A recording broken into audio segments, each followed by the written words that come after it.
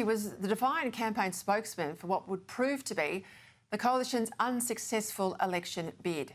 And now as the party faces up to the enormity of the result and sets about the task of reviewing and rebuilding, James Paterson's spoken out about the ongoing navel-gazing introspection that he says has obsessed some in the party since the devastating May result.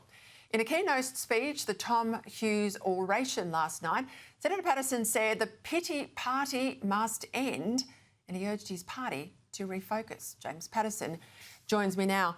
I'm delighted that we could talk because I think there's one thing between a thoughtful speech, which I've read the speech, you gave a very thoughtful speech last night, and I guess how some of that has been reported this morning.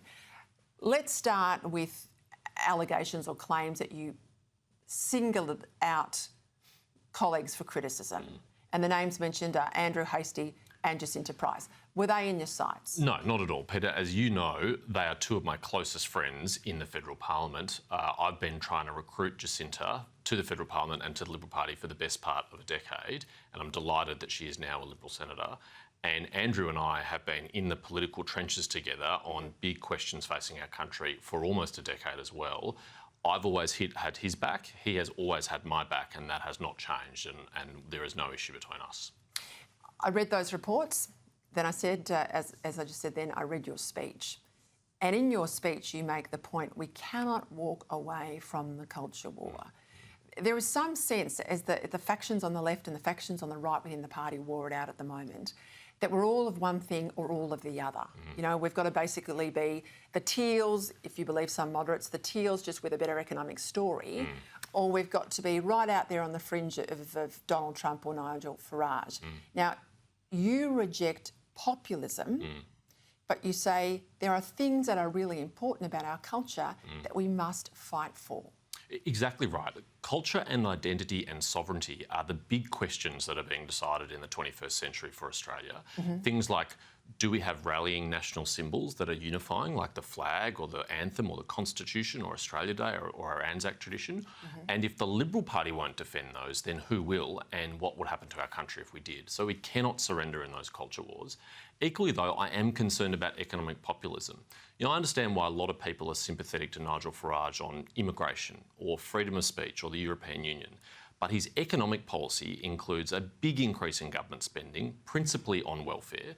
He proposes to nationalise private companies in the steelmaking industry and utilities. You know, the Liberal Party doesn't stand for those things. We stand for smaller governments and smaller government and free markets. And I think we must hold on to that tradition. Isn't part of the problem that you're going to spend, 12 months right up until May next year asking yourself what your policy should be and what you should do before we're going to see anything, meaning you've got nothing to talk about other than yourselves? Isn't that a problem? It's very clear to me from our supporters particularly, but not only, that there is a hunger to hear more from us about what we want to do, about what the direction is that we're going to take, and yes, the policies that we're going to get there with.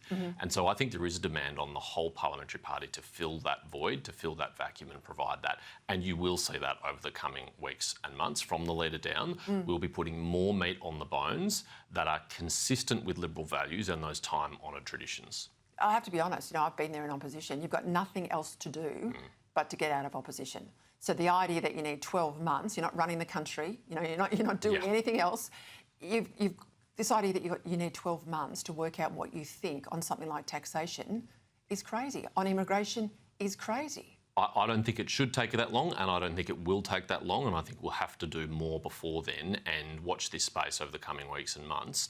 And one of the things I said last night that's resonated the most with people today is we must prevent the Victorianisation of Australia. Everyone knows the horror show that is this state, our home state, and everyone knows that's partly the responsibility of the Liberal Party, and we can't allow the same to happen in our country. Anthony Albanese and Daniel Andrews are like this. They are very close. They've been comparing notes. Let's not let what has happened here happen in Canberra. Well, they're 12 months out from an election, as you know, and we've not seen any substantive policies other than good policies on crime, but economic policies, we still haven't seen them from the Victorian Liberals, so I underscore that point. Something like net zero, I think there is a trap to see that as purely an environmental issue or some, an ideological calling card, because energy security underpins our national security, our economic security. If the Libs can rule out the target set by Chris Bowen for 2035, then surely you can wrap your head around a position in relation to the targets for 2040 and 2050. I'm proud of the way in which we've come out so quickly and so clearly on the absurd short-term targets that Chris Bowen and the government has proposed. They won't achieve them, and if they could achieve them, imagine the damage they would do to the economy in order to achieve them. You're right, this is an economic issue principally. Of course, the environmental aspects are important, but I care about having affordable energy so that our country can compete on the international stage. I don't want to have to bail out smelters every second week in this country because their energy has become so unaffordable that they can't compete internationally. Yeah, we did the numbers as a report today to say it's $1 million per blue-collar job right at the moment. Just quickly, Home Affairs, I know it's your old portfolio, but should we be concerned that when pushed, Tony Burke is not giving a guarantee that any of these released Palestinian prisoners will end up in Australia? Absolutely we should, because this is someone who we cannot trust when it comes to these issues. He's been slippery and fishy every step of the way. I knew my colleague John O'Dunian would do a good job in this portfolio, and he's off to a very strong start by making a very reasonable demand of the government that Tony Burke should be able to say yes to in a heartbeat. Will any of the prisoners captured who are clearly fighting for Hamas or associated with Hamas be allowed to enter our country? Any Home Affairs minister worth their salt should not have to think about that for a second. All right, well, the silence, as I say, speaks volumes. Thank you, James Paterson. Thanks, Peter.